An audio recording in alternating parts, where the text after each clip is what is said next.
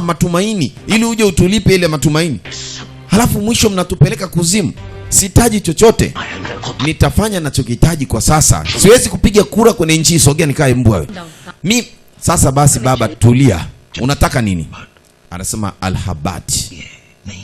Huyo ni mdogo. Alhabati ni mdogo. Na maanisha niimbie nyimbo. Tuimbe nyimbo, untulize mudi. Nyimbo tu. Naipendaga sana ile nyimbo. Afande anaingishwa nyimbo. Usiende mbali nami.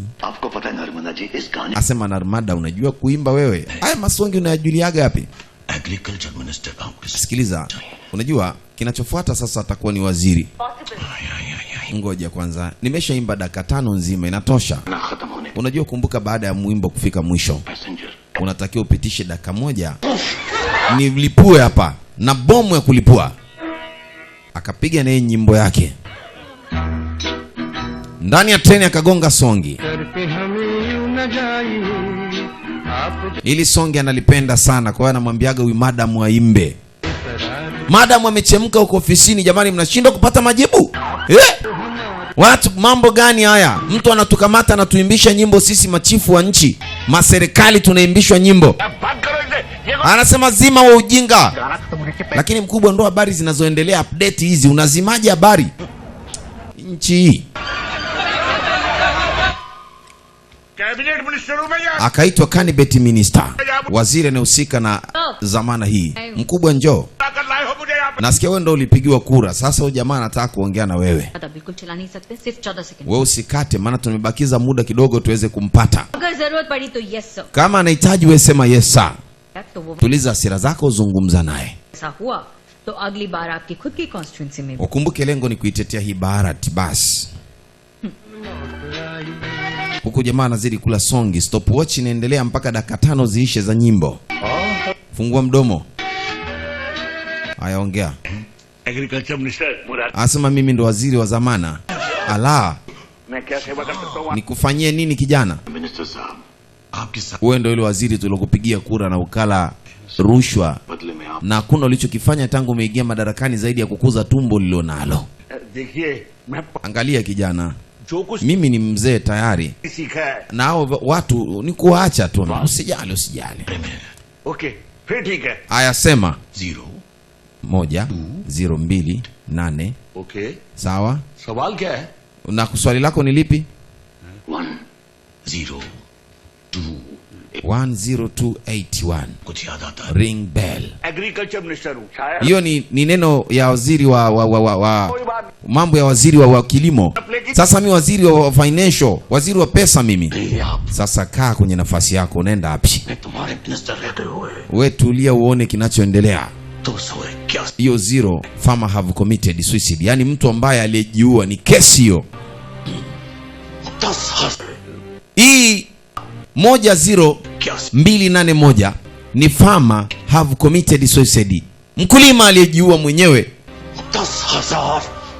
10,208.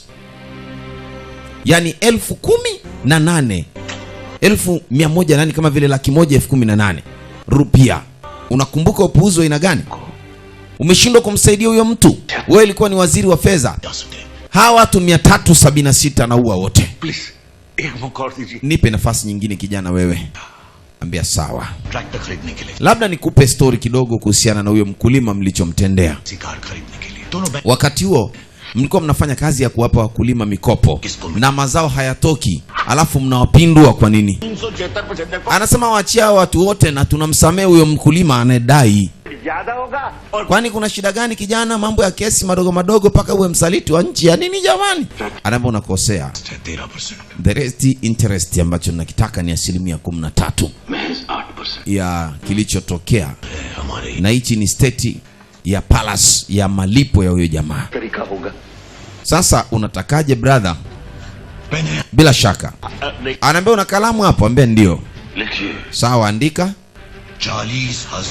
40,000 crore 97 lakh. Nataka hizo. 556 rupees. Anataka rupia laki na. Anambia nitaongea na bosi, hizo hela ni nyingi. हम कैसे दे सकते? Yani kama 1040 rupia 50 crore, yani ni ukizijumlisha kwa pesa ya Tanzania ni mamilioni na mabilioni. मदद कर सकते हैं. Hizo ni matatizo. Mimi siwezi kusaini kutoa hela nyingi namna hiyo kijana. Sawa? Ngoja tuone. Businessman की नैया पार लगा सकते हैं. Kwa kuwa wewe huko nje na hii biashara, nitakuonesha kwamba na wewe inakuhusu hii biashara. अगले 10 मिनट में Waziri wa fedha ndo anahusika na mikopo kwenye nchi, anahusika na mambo ya biashara, anahusika na mizigo ya mambo ya kibenki. Alia, मेरे लिए कॉल करना है. sasa fanya ile simu, piga ile simu. Hii simu ikakonekti mahali fulani. Mister Mukund Menon, Mimi naitwa Mr. Makundi. 2 दिन पहले ही मिला. Siku chache zilizopita tulikuwa tumetengeneza mazingira kwa ajili ya utengenezaji wa mambo ya kifedha, lakini fundi zile zilituzingua kidogo. Project था Ayush copper factory. बोला है Huyu jamaa ukiingia naye kwenye biashara unachagua vidonge viwili. Kimoja kina rangi kama nyeusi, kimoja chekundu. Akasema mpeni chekundu. है ना, तो उसको यही खिलाने की. Hicho ni cha mtu alionikasirisha. Kunywa hiyo. 5 minute Dakika 5 tutapata majibu. इसको पानी में घोल दे. बेटा पापा तो नहीं खा रहे, तो आप खाओगे? Mr. Mukundi anaambiwa kila ulichokiacha kitabaki salama. Mister Mukund Menon का एक सिग्नेचर चाहिए था. Kwa hiyo haya ni maneno wakati mzee anaongea, watu kule wanapiga zile stories za simu na mambo yanaendelea. Wakati huo Mr. Makundi alipokuwa akilazimishiwa kunywa kidonge cha sumu कर दिया तो ambacho kitamfanya atokwe na damu kwenye masikio na pua. खाओ.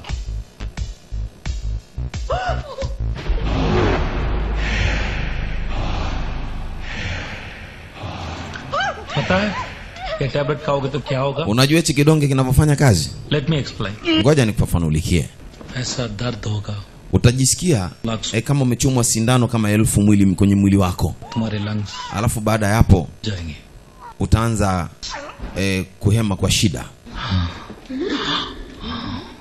ये टैबलेट सही तरीके से काम Na baada ya kuhema kwa shida, कर नाक से खून निकल. masikio, macho yote yatakuwa kama yanataka yatoke na yanatoa damu.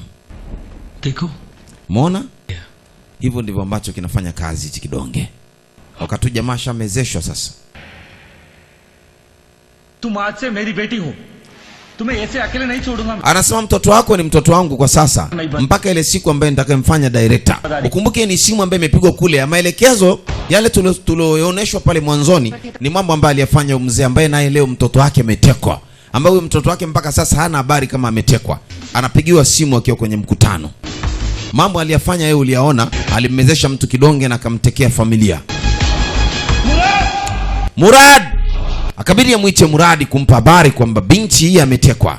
Sir बात करेंगे. Sir Kuna mtu anataka kuongea na wewe. सुनो, काली Sikiliza. बेटी आलिया भी उसी ट्रेड में है. Anasema binti anaitwa Alia, naye yuko chini ya ulinzi. Na huyo jamaa wa train. 40,000 crore.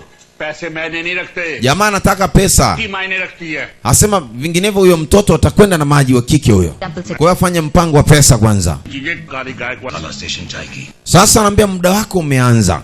Nataka nikufafanulie kwa nini nimekuelekeza huyo mtu, kwa nini nimekuonesha huyo mtu. धमाकों की बौछार छाएगी और फिर जिंदगी. Na wakati haya maisha ya watu yanaendelea kutetewa, mfanye kuendelea kuhamisha pesa. Muda ndio huo niliokupa. Na sasa nakupa story kidogo. Sir, authorization. Siku hiyo baada ya fingerprint zile skani kufanyika na nini ya kila kitu, na mambo ya mazito ya mtu kupewa kidonge yakafanyika. Yeye huyu mzee anakula kidonge hicho cha rangi kama nyeusi na blue. मुझे यूज करके मेरे डैड से पैसे मांग. Kwa hiyo nataka kumtumia baba yangu kulipa pesa. Ali analalamika. Na huku mmemuua umama, ni wauaji. Anaambia yote haya utayaelewa. ऐसा क्यों है? Utajua ni kwa nini 1000 करोड़ रुपए hiyo pesa inatakiwa hiyo 50 karoro. बाप के. Babako ndio mtu ambaye anatakiwa alipe, mwenye deni ni babako. System ने क्या किया? Na utajua tu kwa nini babako alimfanyiaga babake na huyu binti aibu. Unajua hiyo aibu? Unaijua aibu yenyewe?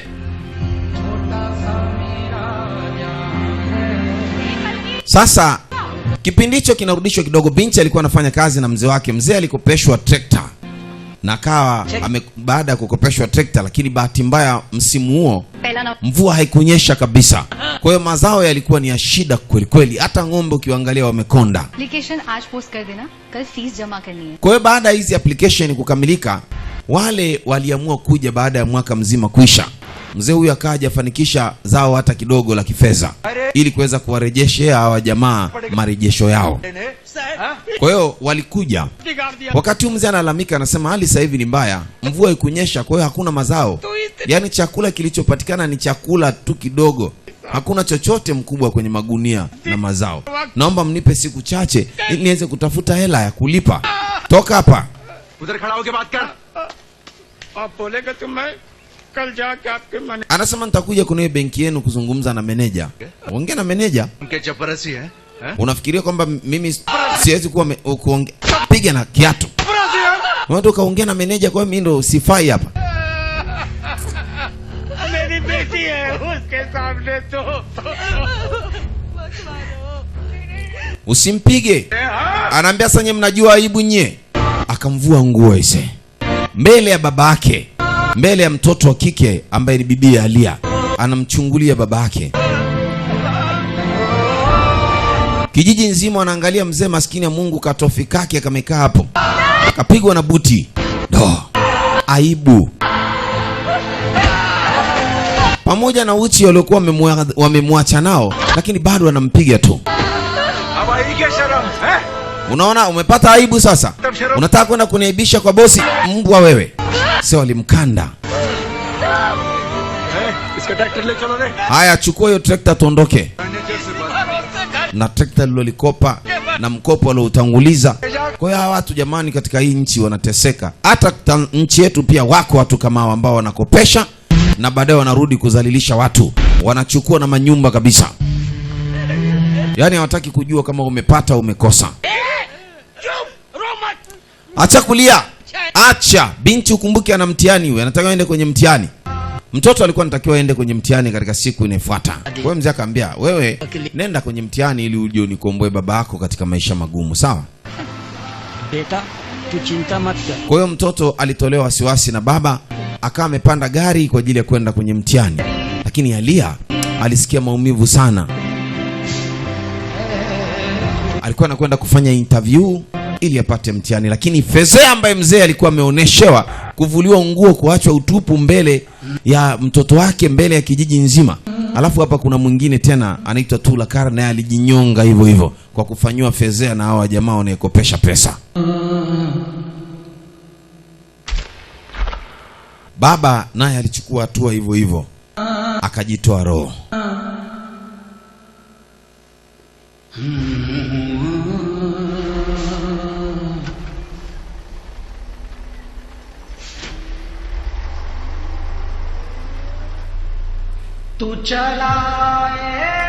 Binti baada ya kurejea kwenye interview yake, anakuta babake amejining'iniza kwenye mbuyu huo. Sijui ni mbuyu, yes, mbuyu unaitwa Loxodonta Africana Foodman Bunch Baobab tree. बेटा तू चिंता मत कर, जब तू शाम को लौट के आएगी ना सब ठीक करके रखना. Anaambia usijali, nenda kafanya mtihani wako salama ili uje unikomboe na umaskini baba yako. Sorry.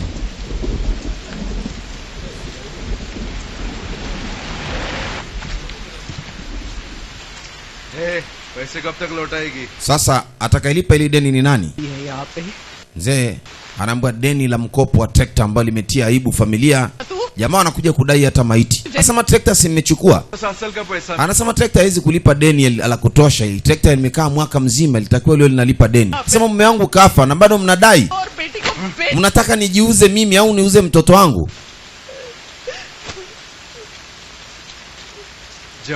Sasa mumeo kafa, bado amevaa cheni ya ndoa mangrasuti. Hii ndoa ya nani sasa? Kachomwa mangrasuti.